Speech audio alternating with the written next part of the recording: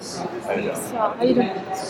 I was interested in all the messages that you carry with you. So it seems Yeah. that Let me look here, right? yeah. Yeah. Okay. So you can tell me about it. It's like you have so All much right. So stuff. yeah. So so I'm a writer, right? So Okay. I believe a lot that like a lot of people don't see writing as something real. They see it as something like it closed off into a book. And I think about ways to reify my writing. How do you bring it to life? And so with every essay I write, I sort of turn them into pens because it becomes a physical way to see that that your writing has a real effect on the world.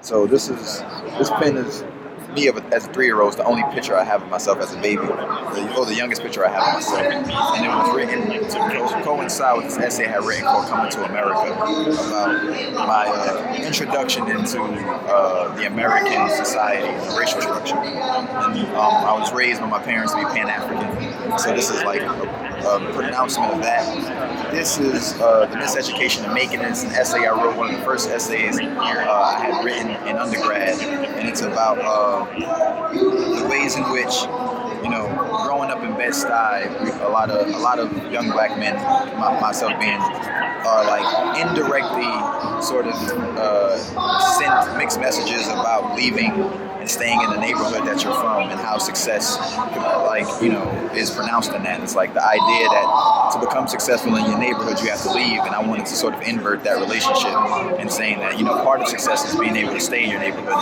produce and give back to you.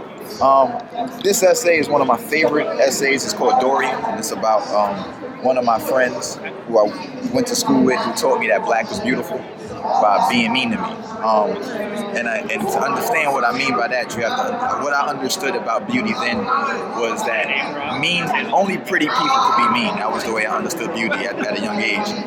And because of that, a lot of light-skinned girls were mean, and I allowed it because they were pretty. But Dorian was a dark-skinned girl who was mean, and I felt like because she was dark-skinned, she didn't have the right to be. But because she insisted on her right to be mean, which is to say her right to be human, I got to see her as beautiful.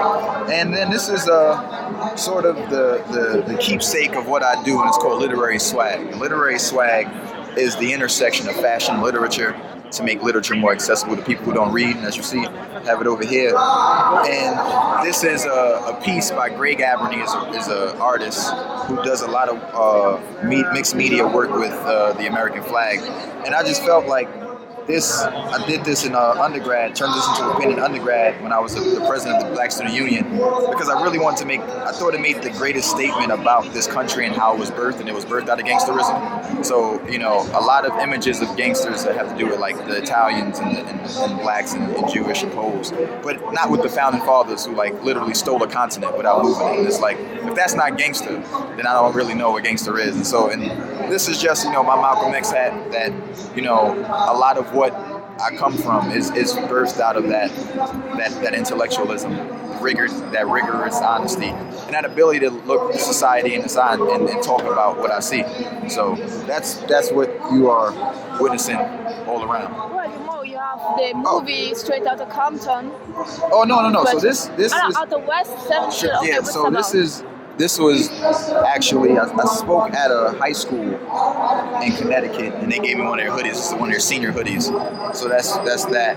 One of my favorite pens.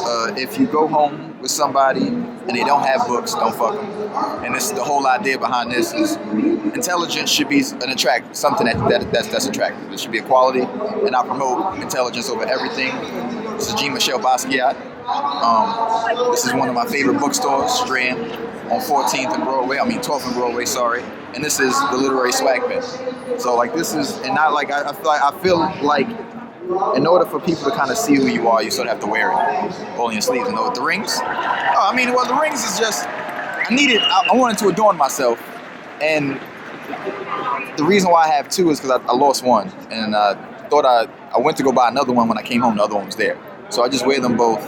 But this is also just like, my reminder of like what it means to be in this country, right? And it's like wearing the legacy of people who aren't seen, and that's this is why this is everything. This is everything. What about the book? Andy Oh, the Warhol? book. Oh, this is a Wayne Kosterbaum's Andy Warhol biography.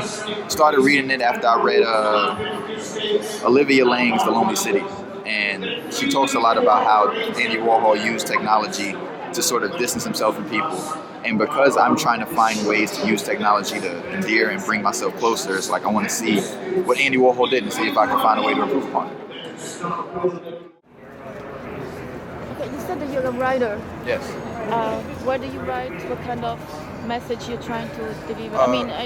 We see that you have a lot to say. Yeah. So I think with my writing, what I try to do is I try to intimate people to what I care about, and that is growing up in like Bed-Stuy, Brooklyn. And I think that the important thing that I could do in writing, or the important thing that anyone does with their art, is to approximate people to an experience that they're not aware of, but also approximate people to what they don't see every day. And so with my writing, I intertwine and interweave personal narrative, social criticism, and cultural criticism and social commentary to show that there are universes in small interactions. And people don't usually think about that, but what literature does is it always takes the small and expands it into its own world for you to see and live in. And that's all I want to do with my writing, is to show people that the experiences and the interactions that they might not look at, I want them to look at again, sort of live with. So all my writing is about growing up in Bed-Stuy, it's about pop culture, and it's about mostly taking what you see and what you live with and what you live next to seriously. And by writing about something, that's the audacious act of daring to take something seriously. So do you have a blog, or you write books? I write essays. I use and this is why technology I feel is important. I write a lot of my essays on Instagram. So my at Instagram is at Yahdon, YAHDON, and my website is Yahdon Israel, YAHDON ISRAEL.com. Fabulous. Thanks. Thank you. I appreciate it.